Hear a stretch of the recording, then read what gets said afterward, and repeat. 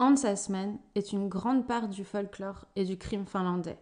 Il a été lié à de nombreux meurtres que nous verrons ici comme celui de Kiliki-Saari en 1953, du meurtre d'Eli Imo en 1955, du double meurtre du camping à Tulilahti en 1959 et des tristement célèbres meurtres du lac Bodom de 1960 et du meurtre de Sirkka-Liisa Väljus en 1953. La première fois que Hans Assmann a été sur les radars de la police pour implication dans un crime grave, c'était en 1960, à la suite de l'affaire du lac Bodom. Assmann avait émigré en Suède, puis en Finlande, après la Seconde Guerre mondiale, et en 1960, il vivait dans le village de Bodom. Mais ici, nous allons commencer par le début. Alors vérifiez que vos portes sont bien fermées, vérifiez que vous êtes seul chez vous, vous regardez Rétrocrime.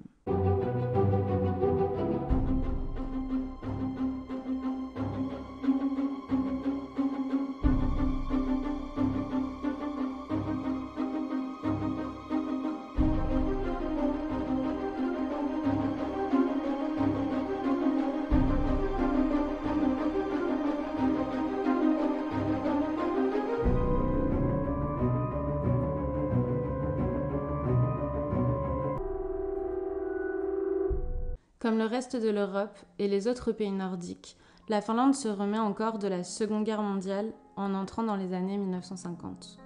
La vie est plus difficile qu'autrefois, même si l'économie finlandaise monte en flèche, la Finlande elle est encore traditionnelle et rustique dans de nombreux endroits, et les Finlandais sont dévoués à Dieu et aux positions rurales que leurs ancêtres occupent depuis des générations. C'est dans cette Finlande qu'a grandi Kiliki-Saari, une jeune fille de 17 ans qui vivait dans le village isolé de Moikki.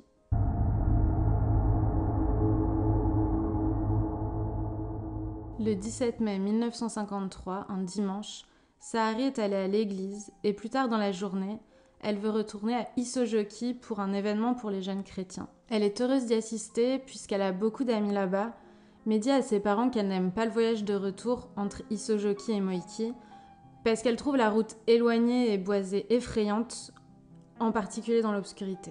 Au cours de l'hiver d'avant, Saari avait skié seule dans la forêt voisine et avait été tellement effrayée par quelqu'un qu'elle avait skié jusqu'à la maison la plus proche, téléphonant désespérément à la maison et suppliant en larmes son père de venir la chercher. La réunion de l'église se termine à 22h et Saari est réconfortée car son amie Maiju fait une partie du chemin en vélo avec elle. Les deux parcourent environ 5 km, puis se séparent à un carrefour, chacune en direction de sa maison. Saari n'est pas naturellement timide ou nerveuse, surtout dans une zone sûre et sans crime comme sa région, et son inquiétude au sujet de la route a été décrite par ses proches comme curieuse, comme s'il s'agissait d'une personne en particulier qui l'inquiétait plutôt que d'une anxiété habituelle. Mais elle a eu raison d'être nerveuse, car elle n'est pas rentrée chez elle ce soir-là. Les parents de Saari ne sont pas immédiatement inquiets car elle était parfois restée chez Maiju sans les prévenir avant. Mais le mardi, quand la famille reçoit un appel du bureau paroissial demandant pourquoi leur fille n'est pas venue travailler, ils comprennent que quelque chose ne va pas et contactent la police. La région était très unie et comme la plupart des régions rurales, très ouverte au commérage. Du coup, la nouvelle de la disparition circule rapidement et dans toute la région, les témoins se manifestent. Un ouvrier local, nommé Tiejaska, affirme qu'il a vu la fille disparue le dimanche vers 22h40 alors qu'elle le croisait à vélo. Un autre témoin potentiel déclare avoir vu une voiture de couleur crème sur la piste accompagnée d'un vélo et 2 autres hommes ont suivi, informant la police qu'ils avaient trouvé une scène suspecte alors qu'ils conduisaient une voiture le lundi, pas loin de l'endroit où Jaska rapporte avoir vu Saari. Ils disent qu'il y a des empreintes de pas et des marques de pneus sur la surface du chemin de terre avec du verre brisé et des signes de lutte.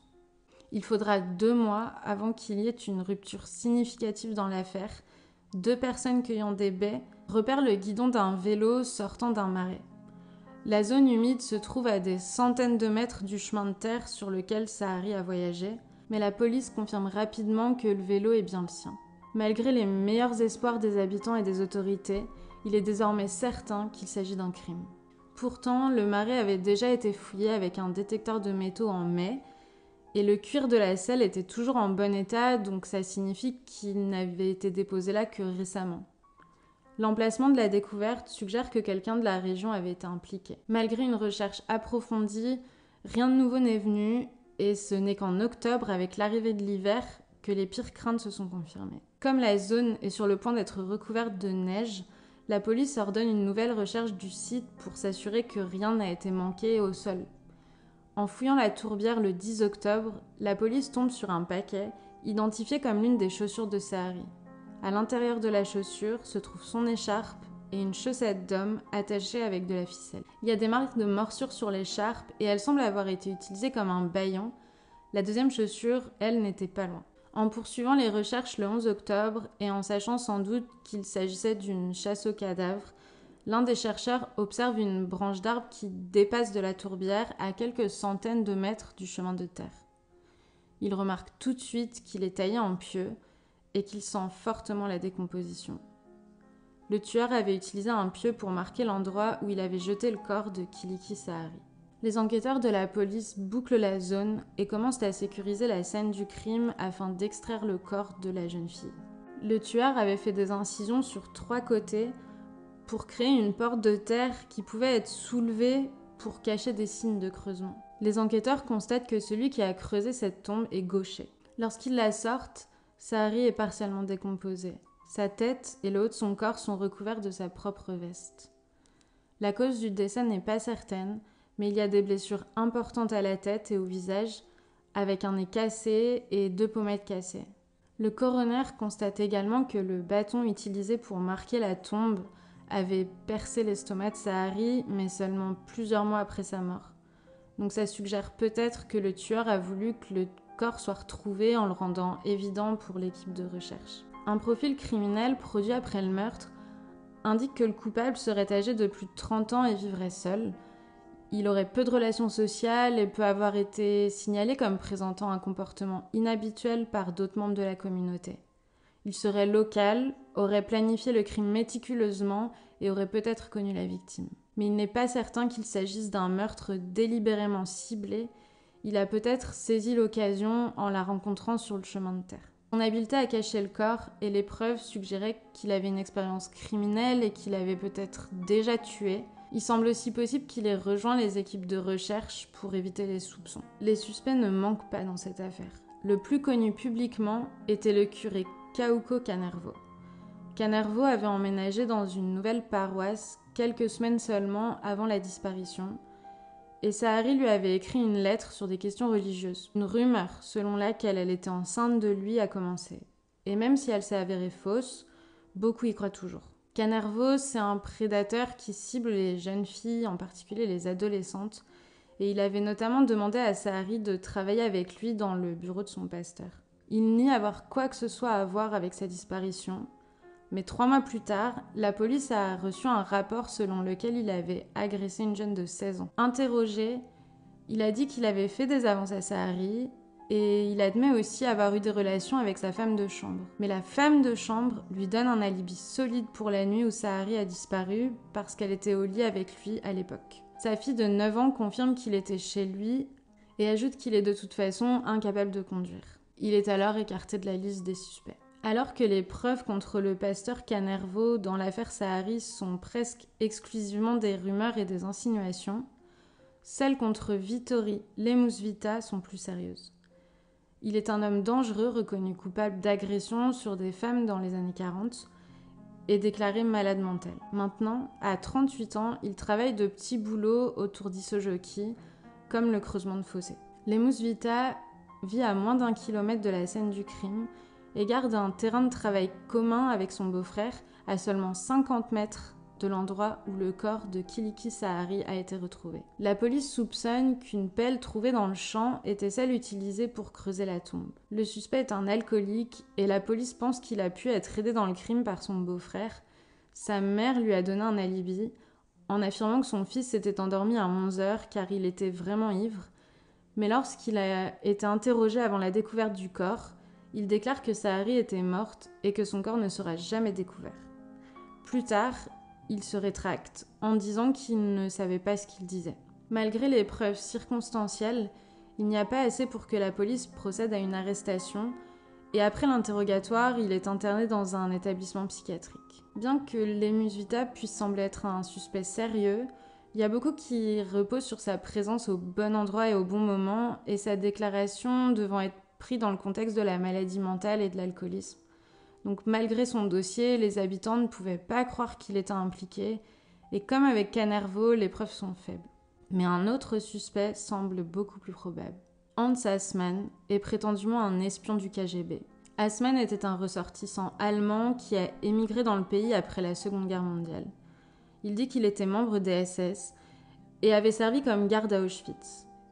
Après être tombé amoureux d'une fille juive, il est devenu désillusionné par le nazisme. Après avoir été découvert, il a été envoyé sur le front de l'Est où il va être retourné et devenir un espion. En 1997, alors âgé de 74 ans et proche de la mort, Assmann a voulu raconter sa vie à un ancien policier puis rédacteur en chef d'un magazine policier, Matti Paloaro. Il a avoué être impliqué dans la mort de Sahari, affirmant que son chauffeur avait accidentellement frappé la fille avec la voiture. Prétendant avoir été un agent du KGB, Assmann craignait que leur véritable raison d'être dans la région ne soit révélée, et donc le duo a présenté l'affaire comme un meurtre. L'ex-femme d'Assmann rapporte qu'il était proche d'Isojoki au moment de la disparition de Sahari, et le suspect est connu pour posséder une voiture Opel crème, comme celle vue par un témoin. Elle a aussi ajouté qu'il y avait des bosses dans la voiture après cette nuit-là, et qu'une de ses chaussettes manquait. La nuit de la disparition de Sahari, ses chaussettes étaient mouillées, et selon son récit, quelques jours plus tard, Assmann et son chauffeur sont partis avec une pelle. Fait important, Assmann était gaucher. Au final, personne n'a été inculpé. Au total, la police a interrogé 5000 personnes différentes et a eu près de 400 pistes d'enquête distinctes, toutes n'ayant abouti à rien. L'histoire de Kiliki Sahari reste l'un des grands mystères de la Finlande.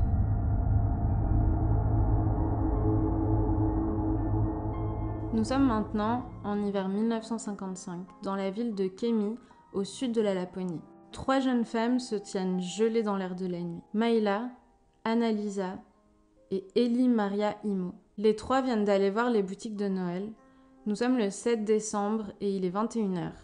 Maïla dit à ses amis que ses pieds sont gelés et qu'il est temps de rentrer à la maison. Les 3 se séparent, Maïla et Eli se dirigeant dans un sens et Anna-Lisa dans l'autre. Les 2 amies vivaient près l'une de l'autre et dans le noir absolu, il est plus sûr de se promener à 2 pour éviter des chutes de neige, de glace ou même des animaux sauvages. Pourtant, quelque chose de plus dangereux qu'un loup guette sa proie à Kemi cette nuit-là. Eli Imo est né le 10 août 1935 à Alatornio. Son père y était policier et après sa mort inattendue, la famille a déménagé à Kemi. C'est une jeune femme de 20 ans, décrite comme amicale, joyeuse et sociable, qui aime aller au centre-ville, danser, regarder des films et passer du temps avec des amis dans des cafés. Le 6 décembre, Eli avait passé une nuit divertissante lorsqu'elle avait parcouru environ 8 km jusqu'à Lotio Sahari pour aller à une fête de Noël. Il y avait de la danse et beaucoup d'hommes. Eli avait attiré l'attention particulière d'un homme, mais ça ne semblait pas vraiment important car le lendemain, elle a exprimé à quel point elle s'était amusée avec ses amis. La matinée du 7 décembre, cependant, avait été vraiment inhabituelle. Elle s'était disputée avec un autre étudiant à propos de photographie. Un garçon de son école était chargé de collecter les commandes de photos de classe et les abonnements, mais ce que personne ne savait, c'est que le studio photo offrait une réduction de 10% à tous les étudiants.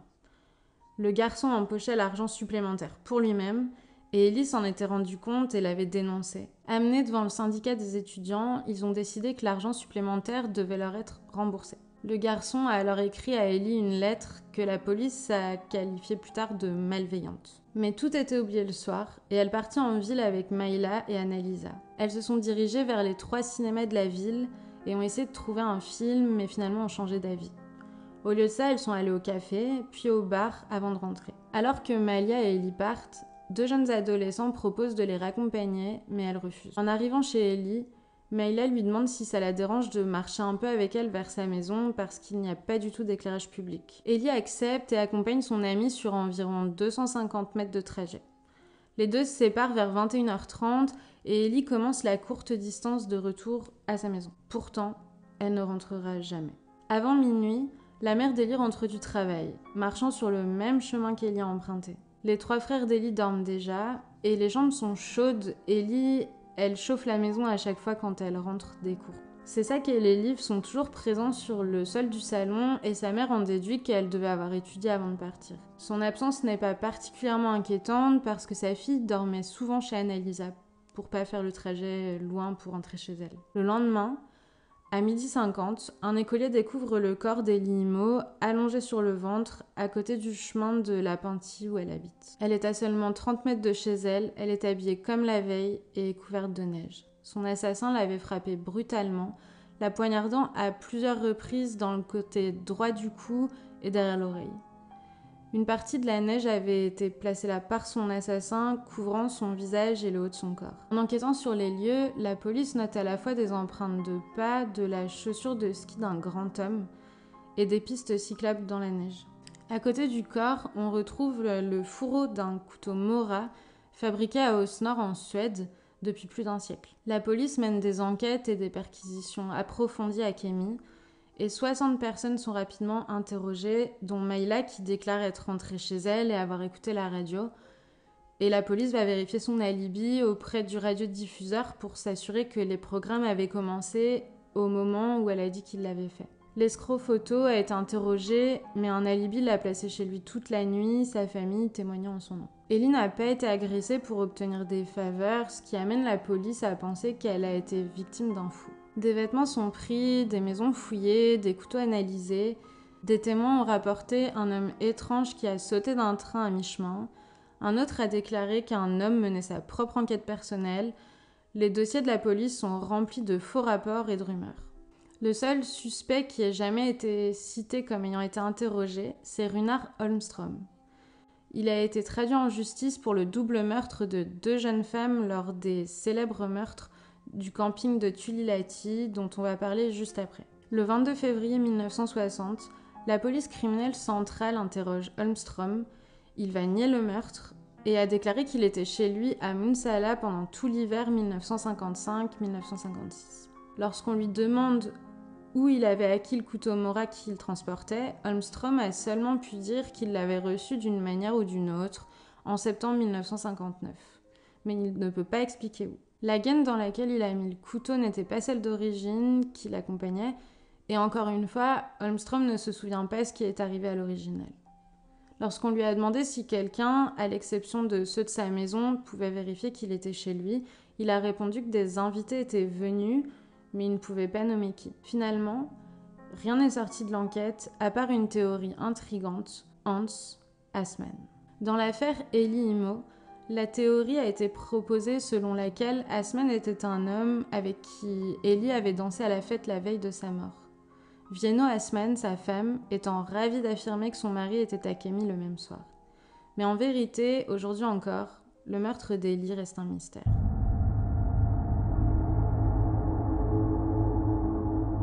Tout le monde profite des vacances d'été. C'est censé être un moment de détente et de plaisir, un moment loin des épreuves du quotidien, du travail et du stress général de la vie.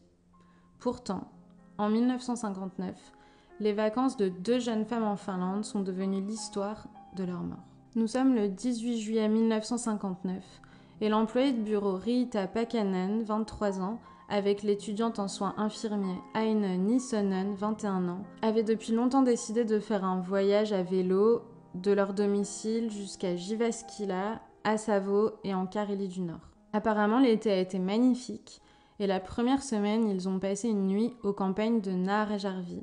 Et puis ils ont continué leur voyage pour arriver à Savonlinna et de là, ils ont pris un bateau pour Joensuu. Le 25 juillet, les amis ont atteint Koli, un village au pied de la colline.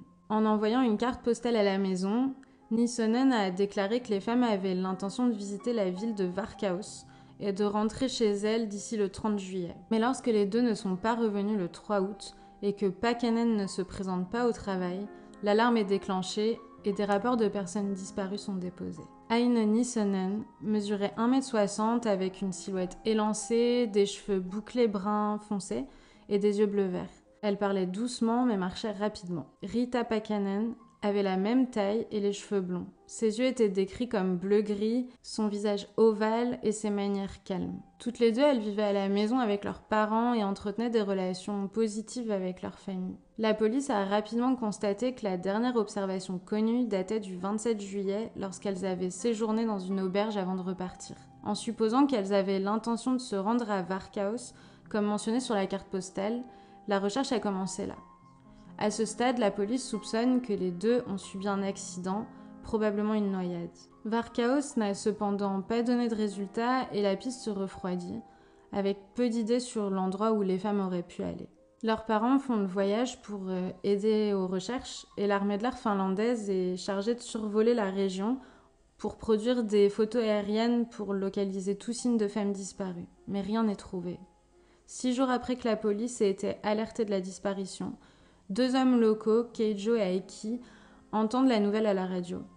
Ils approchent les autorités pour leur dire qu'ils avaient passé du temps avec les filles dans un camping local, faisant des déclarations sur ce qu'ils se souvenaient de la nuit en question. Avec une nouvelle fenêtre de recherche ouverte, la police et les habitants parcourent la zone à la recherche de tout signe de Pakanen et Nissonen. Des plongeurs fouillent le fond du lac sur une centaine de mètres, mais toujours rien. Mais le 21 août, un soldat aidant à la recherche retrouve leur corps dans une tourbière près du camping Tulilahti. Elles sont à 40 minutes de Varkaus. Pakanen a été tué d'un coup violent au crâne et Nissonen a été poignardé et retrouvé déshabillé. Le ou les tueurs se sont donné beaucoup de mal pour dissimuler le crime, la tombe se trouvant à 200 mètres du camp. Les 2 corps ont été placés dans le marais où le tueur a creusé un trou cette nuit-là de 3 mètres de long et de 25 cm de profondeur. Le trou était recouvert de plusieurs grosses bûches et de morceaux de tourbe, et c'est probable que le meurtrier soit allé plus loin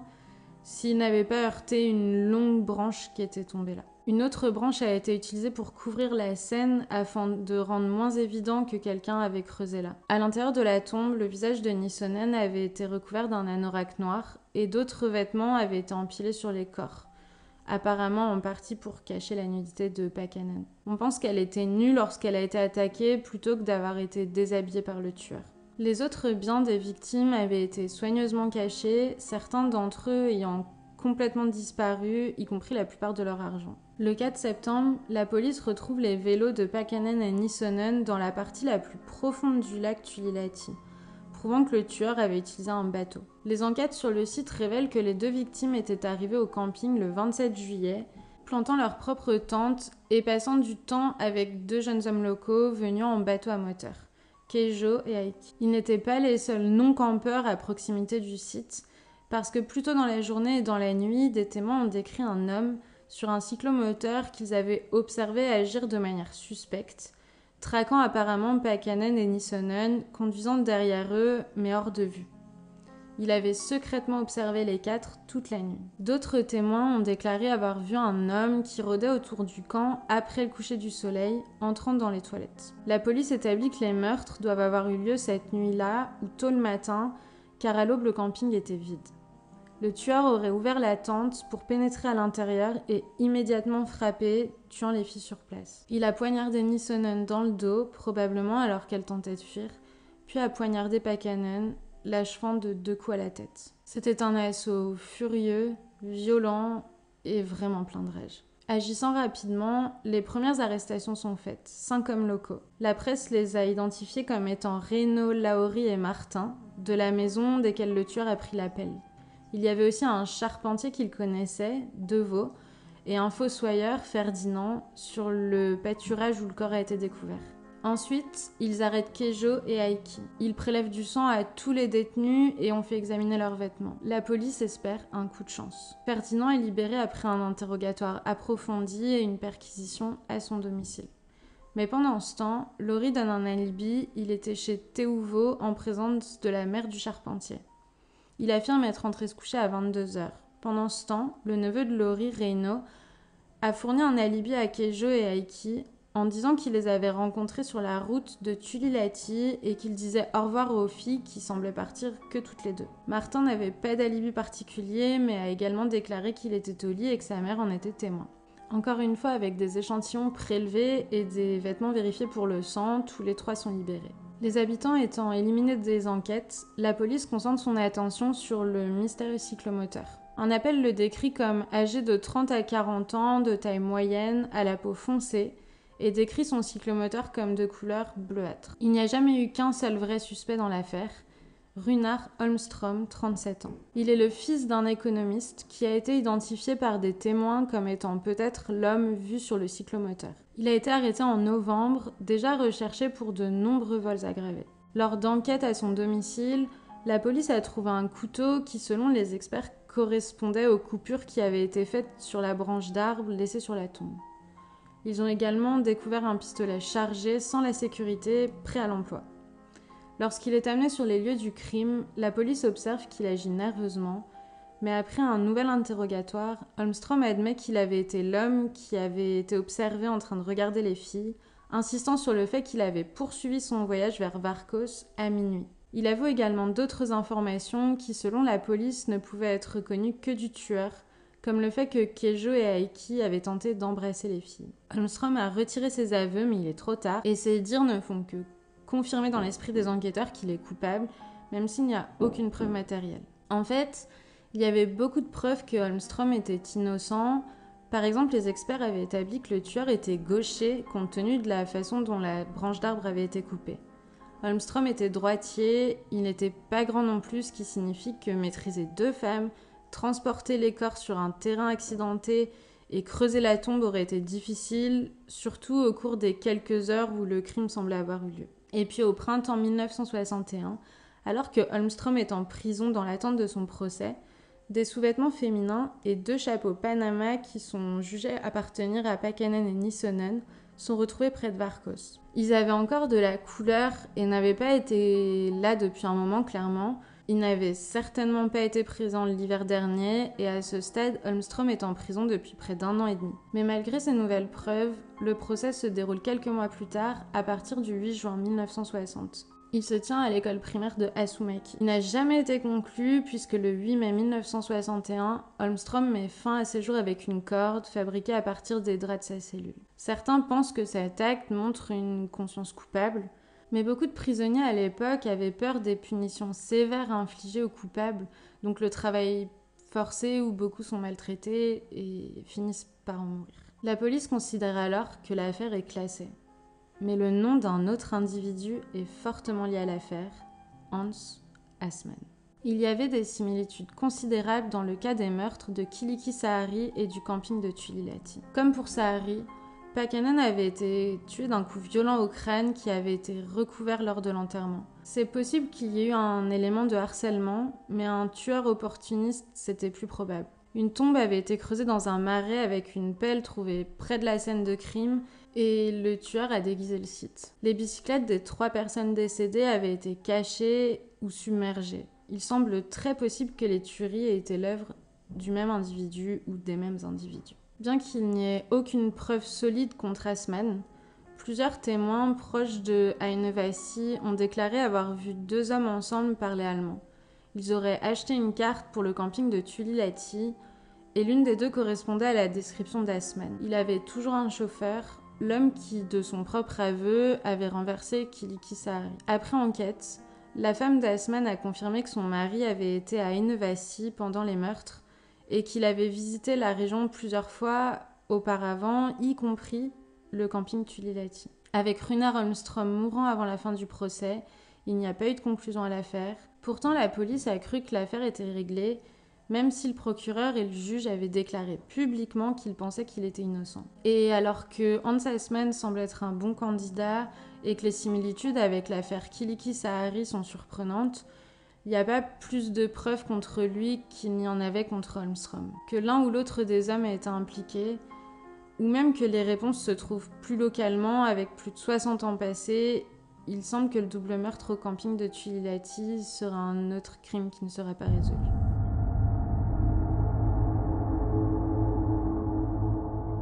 En juin, dans le sud de la Finlande, le soleil descend juste sous l'horizon et la nuit blanche tombe. Lors d'une de ces nuits blanches finlandaises, du 4 au 5 juin 1960, un triple meurtre violent se produira qui n'a jamais été résolu. Le lac Bodom, c'est un grand lac tranquille, entouré de petits villages, de peuplement de bouleaux et de pins, à 20 km à l'ouest de la capitale, Helsinki, et juste au nord de la ville d'Espoo. Le samedi 4 juin 1960, 4 adolescents de la ville de Vantaa, 2 garçons, Seppo, 18 ans, et son meilleur ami Nils Gustafsson, 18 ans aussi, et 2 filles, Maïli, 15 ans, et son amie Tuulikki, 15 ans aussi, arrivent ensemble à la rive sud du lac Bodom avec leur tente pour une nuit de camping. Ils ont parcouru environ 30 km jusqu'au camping sur les motos des garçons qu'ils ont garés, appuyés contre 2 arbres à côté de l'endroit où ils ont choisi de planter leur tente. Les 4 célèbrent la fin de l'année scolaire et le 16e anniversaire de Maïli, qui aurait lieu le 6 juin. Les garçons vont bientôt partir faire leur service militaire, mais pour l'instant, l'été s'étire. Seppo, aux cheveux blonds, il a un peu un visage de bébé, mais c'est l'aîné des 4. Il avait eu 18 ans en janvier et travaillait comme apprenti électricien. Il avait déjà visité le lac Bodom à vélo. Le meilleur ami de Seppo, Nils, avait une masse de cheveux bruns épais, les yeux bleus. Il avait eu 18 ans moins d'un mois avant le voyage au camping. Nils était populaire, bien habillé et portait toujours sa veste en cuir. Maïli, baptisée Maïla Irmeni, est née le 6 juin 1944. Elle n'était qu'à 2 jours d'avoir 16 ans. Maïli est parfois appelée Irmeli ou Maïla dans d'autres récits de cette affaire, mais je vais utiliser le nom sous lequel elle était connue. Tuulikki, aux cheveux noirs, c'était la plus jeune du groupe. Elle avait célébré son 15e anniversaire 3 mois avant. Son vrai prénom était Anya, mais comme c'est assez courant en Finlande, elle était connue sous son 2e prénom. Son père s'était opposé au voyage et elle avait dû convaincre sa mère de le persuader qu'elle pouvait y aller. Au cours de l'après-midi et dans la longue soirée de lumière, les 4 ont nagé, pêché et les garçons ont bu de l'alcool. Maïli et Nils sortent ensemble comme Seppo et Tuulikki. Les 2 relations étaient assez nouvelles. Maïli et Nils sortaient ensemble depuis environ 3 semaines et Seppo avait une autre petite amie jusqu'au printemps. À un moment donné, tard dans la nuit sans nuit, Maïli écrit dans son journal que Seppo et Nils étaient ivres, debout à 2h du matin et que Seppo était parti pêcher. Le lever du soleil est arrivé juste après 4h du matin, le dimanche 5 juin. Le matin du 5 juin, 2 garçons qui observaient les oiseaux à une certaine distance ont vu la tente effondrer sur le rivage vers 6h du matin. Ils prétendent avoir vu un homme blond s'en éloigner. Plus tard dans la matinée, vers 11h, un homme du nom de Risto Sirène a découvert la tente. À l'extérieur de la tente se trouve Nils, inconscient, blessé et victime d'une commotion cérébrale. Et jusqu'à ce que la police arrive sur les lieux, on dirait que personne ne s'était rendu compte qu'il était toujours en vie. À l'intérieur de la tente effondrée se trouvent les corps de Seppo et Tuulikki. Le corps de Maïli, lui, est drapé sur la tente. La tente a été réduite en pièces et elle est trempée de sang. Leurs affaires sont éparpillées dans la zone. Les chaussures des garçons sont retrouvées plus tard à 500 mètres au sud de la tente. Les adolescents avaient été attaqués entre 4h du matin et 6h du matin le dimanche 5 juin, alors qu'il aurait déjà fait complètement clair dehors. Les 4 adolescents avaient reçu de sérieux coups à la tête avec un objet contondant. Tous les 4 ont la mâchoire cassée. Seppo et Maïli ont été poignardés, dont Maïli 15 fois, avec certaines des blessures infligées après sa mort. Le visage de Tuulikki était recouvert d'un foulard. Lorsque la police arrive sur les lieux, vers midi, les victimes sont mortes depuis plus de 6 heures. L'enquête est un gâchis dès le début. La police et même des passants ont piétiné la scène de crime, des objets importants, y compris les armes du crime.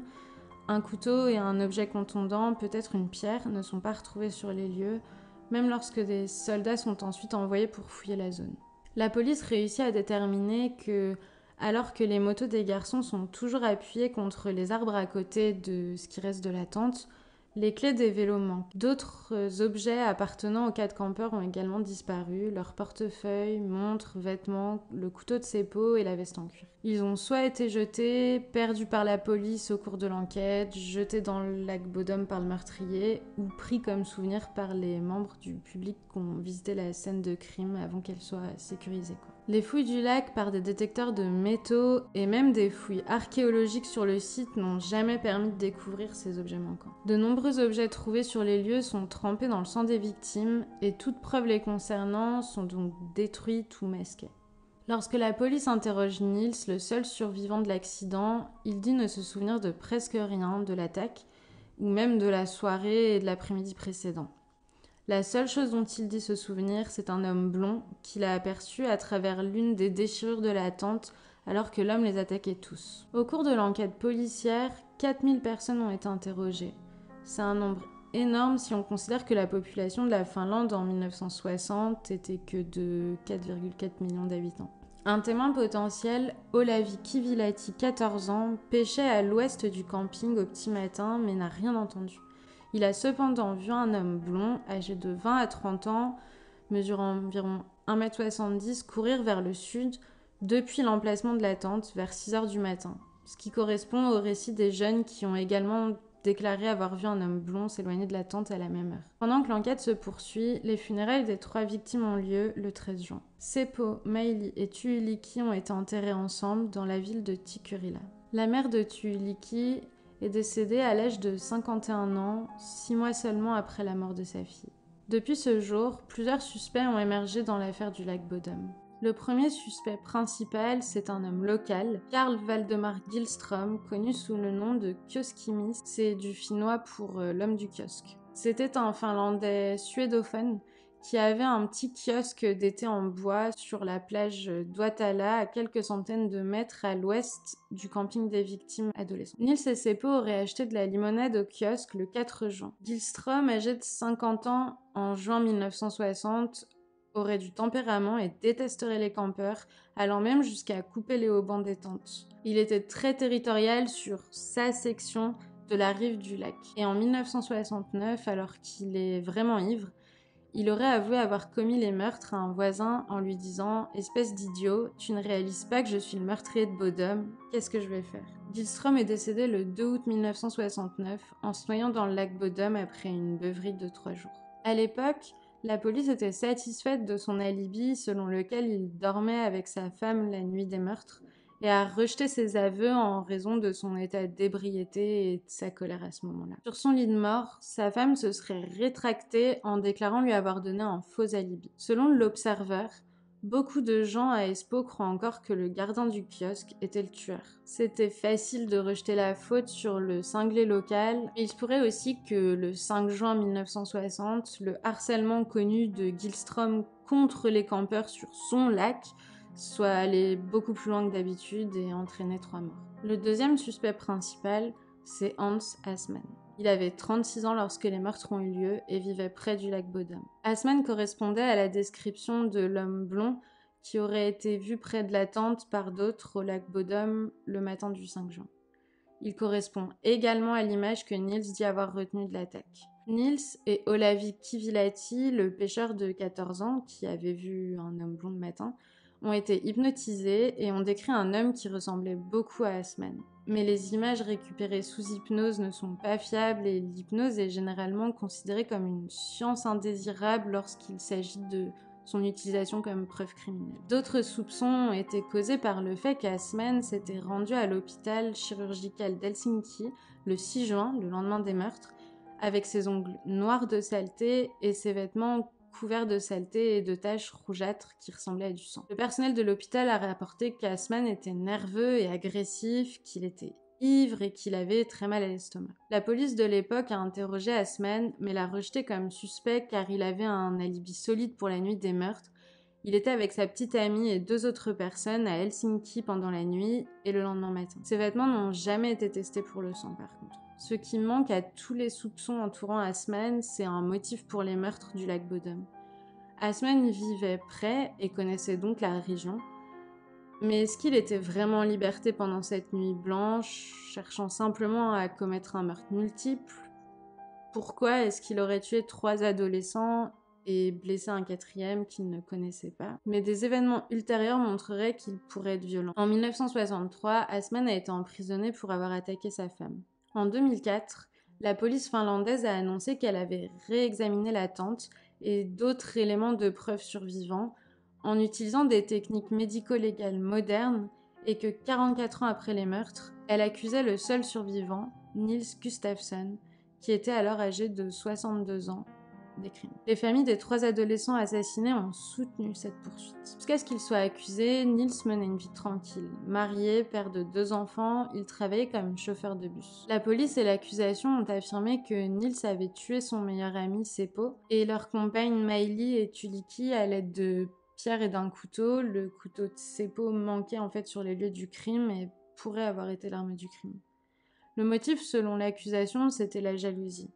Niels était devenu jaloux à l'égard de Maïli. Sa mâchoire cassée était le résultat d'un combat de Niels avec Seppo à propos des filles. Ce motif expliquait également pourquoi Maïli avait subi les blessures les plus graves et avait été poignardée même après sa mort. Une pièce clé dans le dossier de l'accusation, c'était les chaussures de Niels que des médecins légistes britanniques avaient testées en trouvant sur elles des traces de sang des 3 victimes du meurtre. Mais la défense a rétorqué que Niels était dans la tente avec les 3 autres lorsqu'un individu s'est approché, a coupé les haubans de la tente, qui l'a fait s'effondrer, puis a poignardé et matraqué les 4 campeurs à travers le tissu alors qu'ils étaient piégés. Des traces de sang de Niels à l'intérieur de la tente ont confirmé que lui aussi était une victime. Ces blessures, qui comprenaient une fracture de la mâchoire, une blessure à la tête, une commotion cérébrale et une entaille profonde au visage, étaient trop graves pour se les être infligées à lui-même et l'aurait surtout empêché d'être dans un état apte à assassiner ses 3 compagnons, puis cacher ses chaussures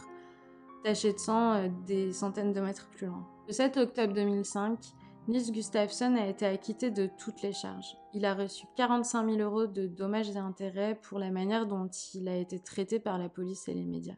Au cours de son procès, un journaliste a demandé à Niels comment il savait qu'il était innocent s'il ne se souvenait de rien de cette nuit-là.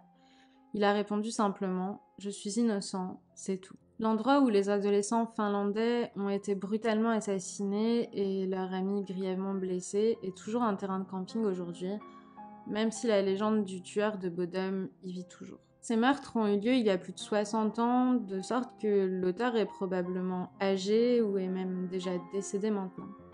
La chance qu'il y ait encore quelqu'un là-bas qui sache ce qui s'est réellement passé diminue tout le temps. En 2020, la sœur aînée de Tuiliki, Maïja, qui a maintenant 86 ans, et le frère aîné de Maïli, Juhani, qui a 81 ans, ont déclaré à un tabloïd finlandais qu'ils voulaient toujours savoir ce qui était arrivé à leur petite sœur. Maïja a déclaré au journal « Le destin de ma sœur ne peut jamais être oublié. Nous n'avons jamais su pourquoi. Ma mère pensait que l'agresseur ne pouvait jamais oublier ce qu'il avait fait. »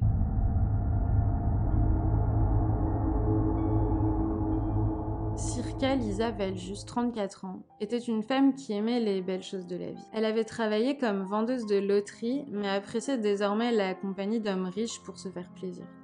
Son cercle d'amis et de connaissances était varié et large, et elle recevait fréquemment la visite de nombreux hommes et femmes d'ailleurs. Elle était connue pour sa nature aimante et hospitalière, ainsi que pour sa personnalité qui était à la fois vivante et amusante.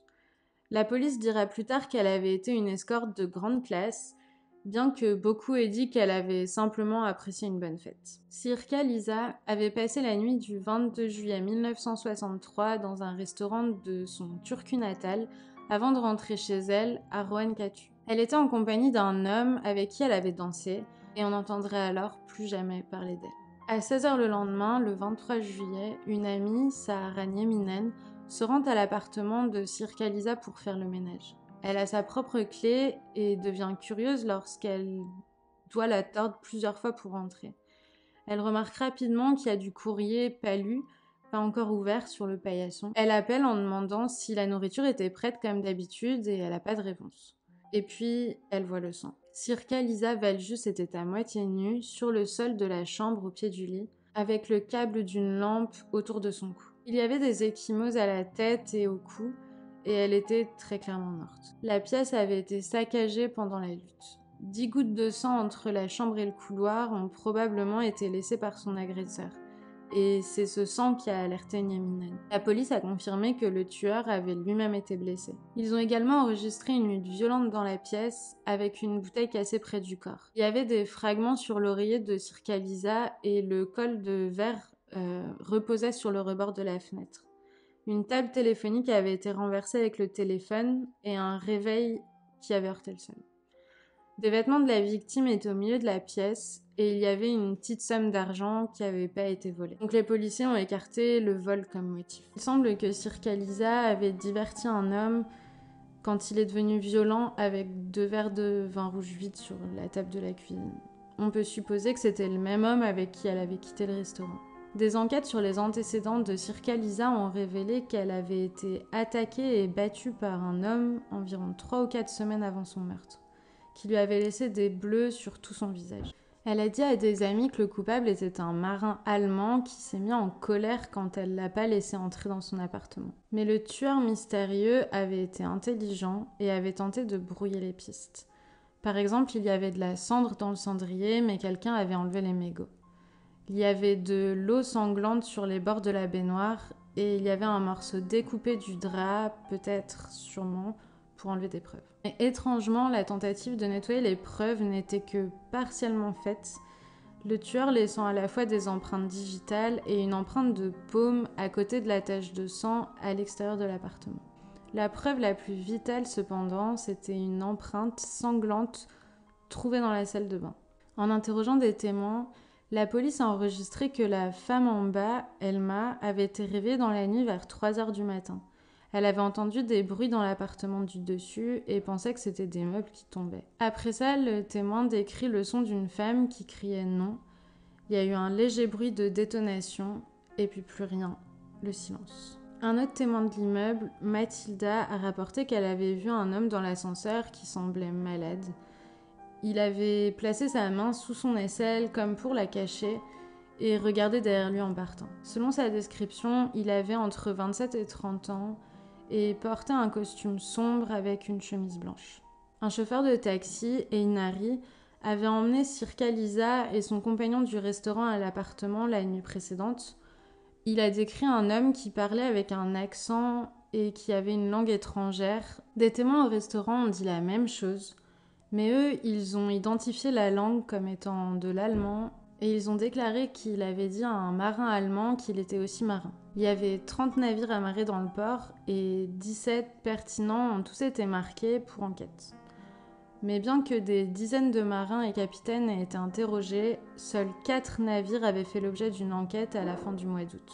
Ils ont vérifié les empreintes de pas et l'apparence des hommes, mais finalement, ils n'ont trouvé aucun suspect. Mais en ce qui concerne les suspects allemands et la Finlande, un nom reviendra sans aucun doute, Hans Assmann.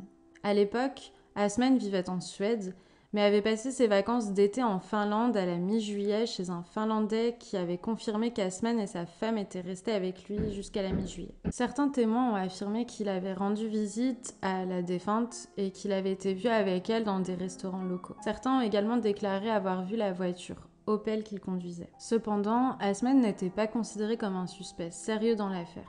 La nuit précédant le meurtre, Assmann a regardé la télévision, selon des témoins, à son domicile.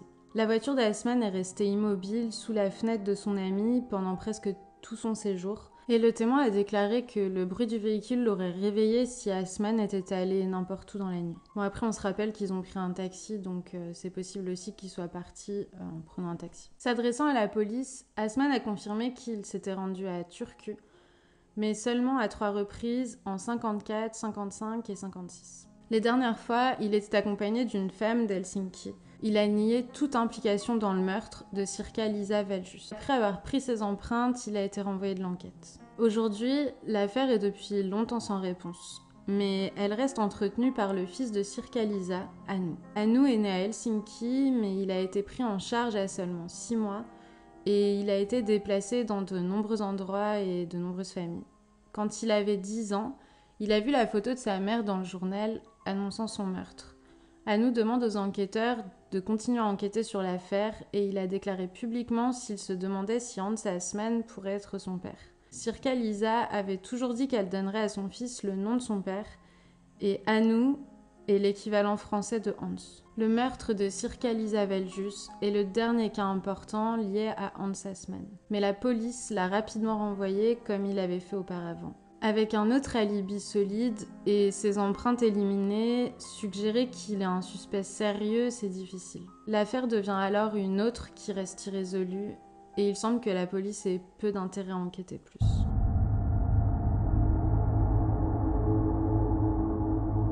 Une grande partie de ce qui est dit sur Hans Assmann, y compris ses propres mots, semble loin d'être la réalité.